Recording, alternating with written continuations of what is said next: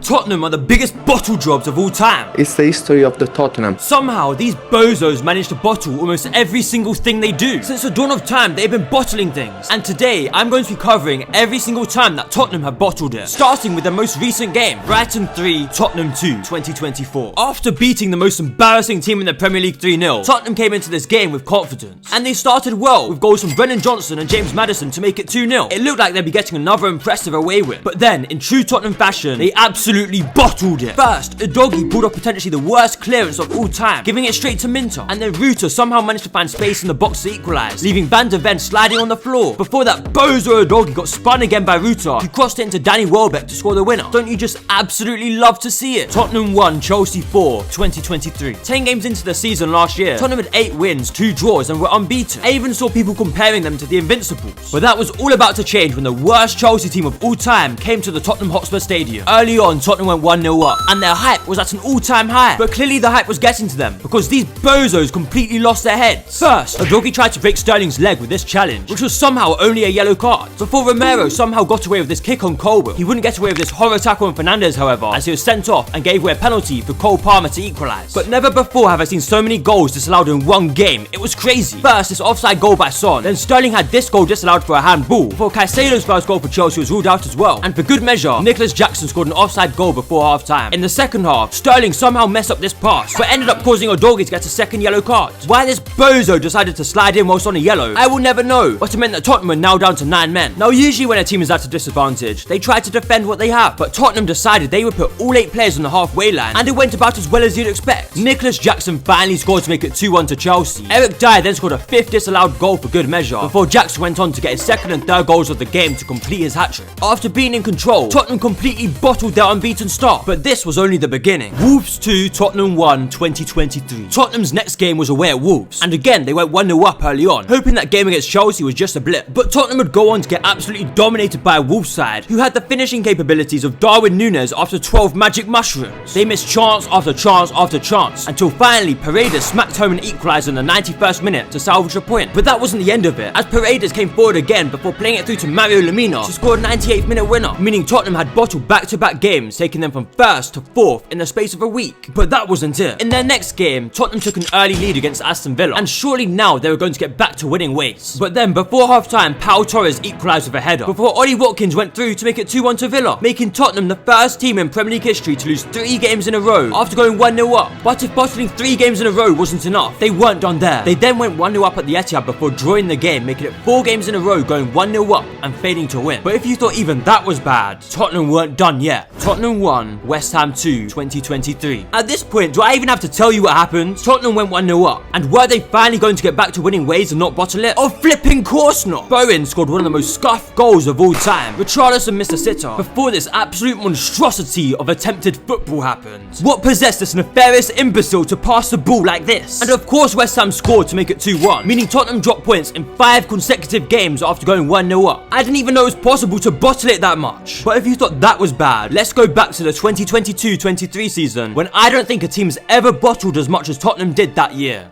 Man City 4, Tottenham 2, 2023. For some reason, Tottenham just love playing at the Etihad, and in this game it was no different, as Kulusevski scored a first half goal to make it 1-0 to Tottenham, before a few minutes later, Emerson Royale scored a header. Letting that guy score against you is beyond embarrassing, by the way. 2-0 up at half time, and it was looking good. But we're forgetting one thing. This was Tottenham Hotspur. Alvarez scored, Haaland scored, Mahrez scored, and then Mahrez scored again to make it 4-2. These guys are utterly and totally hopeless. All you had to do was hold on to a 2-goal lead, and you concede 4 goals in one half. How embarrassing. Leicester 4, Tottenham 1, 2023. A few weeks later, Tottenham went away to Leicester, who were fighting relegation. And of course they took the lead in such an easy game through a corner, before Mendy absolutely rocketed a shot into the top corner. And then Tottenham totally collapsed, as Maddison made it 2-1. Kelechi Iheanacho scored a 3rd before half-time. The defending was just non-existent. It was like they weren't even trying. But it was going to get even more embarrassing. I don't even know how to describe these bozo antics. But Harvey Barnes then went through to make it 4, meaning Tottenham bottled a 1-0 lead against a relegation team to get absolutely battered. Southampton 3, Tottenham 3, 2023. This would end up being Conte's final game as Tottenham manager, and of course they started by going 1-0 up. Early in the second half, Theo Walcott would set up Che Adams to equalise, but Tottenham responded with goals from Kane and Perisic to put them in a comfortable 3-1 lead. Walcott pulled one back for Southampton, but in the last minute, it looked like Tottenham would secure the 3 points, just for Sarr to whack Maitland-Niles in the box to give away a penalty, which was smashed into the top corner by Ward-Prowse. And after the game, Conte absolutely ripped into the club. They don't want to play under pressure. Tottenham story is this: 20 years and never won something. They are truly embarrassing. Conte was sacked, but they were still in the top 4 with 10 games to go. Surely there was no way they'd bottle that. Everton 1, Tottenham 1, 2023. In their first game after Conte, they went away to Everton where a Kane penalty put them in the lead. And after Doucouré got himself sent off, it looked like it'd be a routine victory. However, in the final minute, Michael Keane decided to absolutely wallop one into the top corner to get in Everton a crucial point. And that wouldn't be the last time, as the year after, Tottenham would be leading 2-1 in the final minute again away to Everton, just for a centre-back to equalise in the last minute again. It's just inevitable. Tottenham 2, Bournemouth 3, 2023. But after beating Brighton, Tottenham was still in a promising position for Champions League qualification, and it was looking even better when they went 1-0 up against Bournemouth through Son. However, Bournemouth would equalise and then take the lead through Solanke in the second half, after an incredible assist by Davinson Sanchez. However, in the last minute, Danjuma levelled the scores against his former club. It wasn't the result Tottenham wanted, but at least they didn't lose.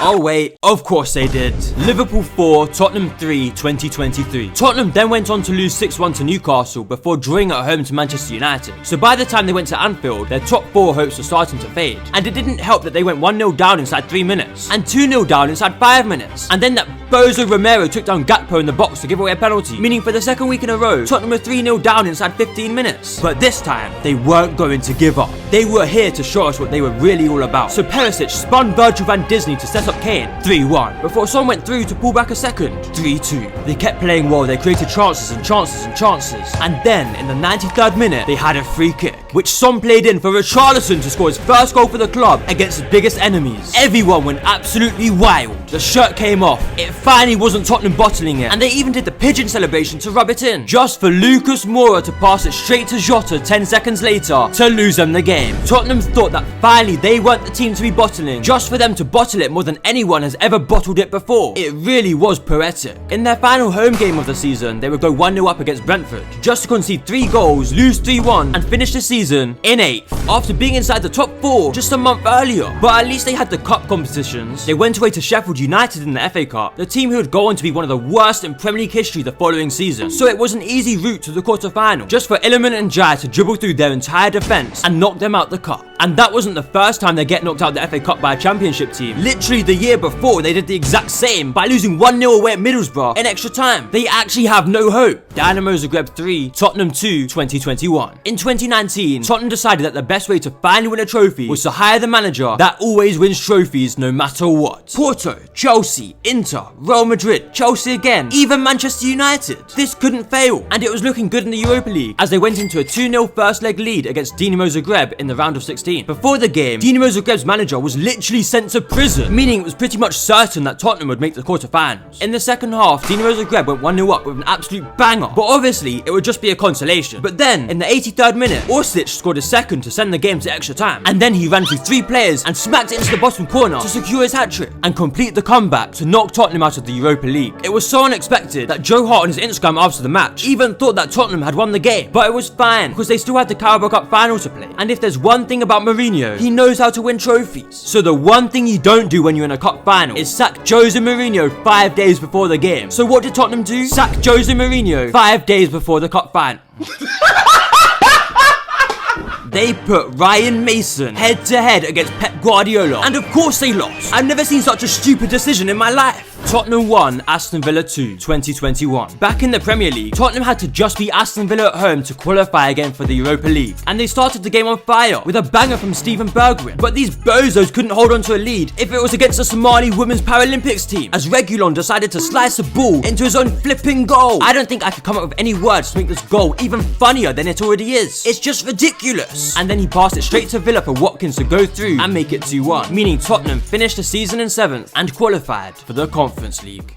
But what if it was tactical? What if they knew what they were doing all along and qualified for the Conference League so that they could finally win a trophy? Conference League 2021. They didn't get off to the best start in the competition as they drew 2-2 away to Rennes. But after winning 5-1 against some random Slovenian team, it was certain that they'd easily win the group, just to lose to flippin' Vitesse. Yes, it was embarrassing, but they'd still obviously make it through the group as they won the home game 3-2. All they had to do now was win away to FC Mura, who had lost every game so far to go through. They got a shock when this guy scored an absolute screamer to make it 1-0 to Mura, and then it got even worse when Sessegnon got sent off. However, with 20 minutes to go, Kane scored to make it 1-1 and give Tottenham hope. But then, in the 95th minute, Mura came forward, spun Sanchez and scored to win the game and knocked Tottenham out of the Conference League group stages. The competition made for the peasants of European football who were too hopeless to qualify for the major competitions was somehow too hard for Tottenham Hotspur to even make out of the group stage. I have never seen something so embarrassing ever in the history of football. Yes, they had to forfeit their last game against Rennes, but that's not an excuse. They lost to Vitesse and Mura. They should have qualified out of that group within 3 flipping games. Tottenham 3, West Ham 3, 2020. In October 2020, Tottenham went into an early 3-0 lead against West Ham, a week after scoring 6 at Old Trafford and in Gareth Bale's first game back. Their hype was at an all-time high, and there was even talk of them challenging for the league title. With 8 minutes to go, Balbuena pulled back a consolation for the Hammers. But then a couple minutes later, Tottenham's biggest bozo, Davinson Sanchez, scored an own goal to give West Ham some hope, before in the last minute, Manuel Lanzini scored a screamer to complete the comeback and one of the most impressive bottle jobs in Premier League history. Liverpool 2, Tottenham 1, 2020. Despite that, Tottenham went into December in first place after an impressive run of form, and if they could win at Anfield, they were going to Christmas top of the table. Mohamed Salah opened the scoring for Liverpool, but soon after, Son would equalise. In the second half, Bergwijn channeled all his inner Tottenham Hotspur to miss not 1, but 2 sitters, before Harry Kane missed an easy header of his own. And of course, in the final minute, Firmino headed home to win the game for Liverpool, and after being top in December, Tottenham finished the season in 7th. The 2019-20 season was also an impressive season of bottling for Tottenham. In the North London derby, they went 2-0 up at the Emirates, just to give away 2 goals and draw 2-2, before doing the exact same thing in the opening Champions League game a couple weeks later against Olympiacos. But that wouldn't be their worst performance in the Champions League that season, as after they went 1-0 up at home to Bayern, they went on to concede 7 goals, including 4 against former Arsenal player Serge Gnabry. Even though they were terrible in the Premier League and the Champions League, they still had a chance to do something in the Carabao Cup, where they faced Colchester. But somehow the game ended 0-0, and they ended up losing on penalties. I don't know how they managed to outdo themselves every single time, man. Colchester, you're not serious. In the FA Cup that year, they played Norwich at home, where they obviously went 1-0 up, before conceding this absolute calamity of a goal, sending the game to penalties. Tottenham took the advantage as Dyer scored, and Norwich missed their first penalty. But then everything changed as Lamela and Parrott missed their penalties, before Gedson Fernandes took the worst penalty in history to knock Tottenham out the cup. And then Eric Dyer decided to jump into the crowd. Everything about this club is a mess, man. The 2019 Champions League final. But maybe all Tottenham needed was to play in the biggest game of football. All this Europa League, Carabao Cup, Conference League was too small time for them. They only turn up when it really matters. The Champions League final, where they conceded a penalty inside 30 seconds and lost the game 2-0. Yeah, I can't lie, if anyone thought they were going to do anything in that game, you're delusional. Juventus 4, Tottenham 3, 2018. The season before that, they faced Juventus in the Champions League round of 16, where again, they went 1-0 down inside 2 minutes. And when Higuain got his second within 10 minutes, it was looking like a long day. But then Kane and Eriksen both scored to give them the advantage going into the second leg at home, where Wembley went wild and Son made it 1-0. But then, Tottenham completely collapsed in the second half with 2 goals in 3 minutes to knock them out the Champions League. And after the game, Chiellini had this to say: "But Tottenham is the history of the Tottenham." Man United 2, Tottenham 1, 2018. In the 2018 FA Cup semi-final between Tottenham and Manchester United, Tottenham took an early lead through Dele Alli, who whipped out the Fortnite celebration. But then Moussa Dembele got absolutely bullied by Pogba, who crossed it in for Alexis Sanchez to equalise, before Ander Herrera scored a second half winner to break Tottenham fans' hearts again. It was just inevitable, now making it 10 years without a trophy. Tottenham 2, West Ham 3, 2017. In the Carabao Cup that season, they bottled it even more, after going 2-0 up against West Ham, just to concede 3 second half goals to lose 3-2. It honestly just has to be in their genes to bottle it, cause this is getting insane now, man. And it was never more evident than in the 2016 Champions League, their first time in the competition for 6 years, with one of the easiest groups they could have hoped for. But they ended up losing twice to Monaco, and also at home to Leverkusen, to finish 3rd. However, that meant that they were now in the Europa League, an easy chance for a trophy. In the round of 32, they lost the away leg against Ghent 1-0, but went 1-0 up early on in the home game to level the scores. But then Then Ghent scored and Dele Alli pulled off one of the worst tackles I've ever seen to get himself sent off. Wanyama scored to give Tottenham hope, but in the dying minutes Ghent came forward again and knocked Tottenham out of the Europa League, making it one of the most embarrassing European campaigns by an English club ever. But in 2016, they pulled off the worst bottle job of all time. With 4 games to go, they were 8 points clear of Arsenal and fighting for the title in a 2-horse race with Leicester City. They faced West Brom at home, where an own goal put them 1-0 ahead. But later on, Dawson equalised to give them a disappointing draw in the fight for the title. However, this was just the beginning, as they went away to Chelsea and needed a win to keep the title race alive. They sped into a 2-0 lead through Kane and Son, and this game was fiery, as fights were constantly breaking out between the 2 most disgusting clubs in London. Tottenham came to just kick Chelsea players for 90 minutes, and they got punished for it, as Cahill pulled one back for Chelsea. And then Hazard picked up the ball, spun past 2 players, played it into Costa, who returned it back to him, and the rest was history. Leicester won the league and Tottenham had bottled it. But it wasn't over yet. There were 2 games to go and Tottenham was still 5 points ahead of Arsenal. In their final home game of the season, Tottenham took the lead, but I think we all know what happened next. Southampton scored and then they scored again to win the game 2-1. But Tottenham weren't done there. They went away to Newcastle on the final day of the season, who were already relegated. And in this game, Tottenham didn't just lose, but they got absolutely battered. 2-0 down at half time. But Lamela pulled one back and Mitrovic got a red card, giving Tottenham the advantage. But then Newcastle scored again, and then they came forward and scored again, and then they came forward again and scored again, making it 5-1. Yes, Tottenham lost 5-1 to already relegated 10-man Newcastle. Meanwhile, Arsenal beat Aston Villa 4-0 to go above Tottenham on the final day, meaning that Tottenham bottled a 2-horse race to finish 3rd in the most embarrassing finish to a season ever. And all this is just going back to 2016. I haven't even mentioned when they went 2-0 up at the Emirates, just to lose 5-2 back in 2012. All that time they went 3-0 up against Manchester United and still somehow managed to lose 5-3. These guys have just been bottling for the entirety of time and they're never gonna stop.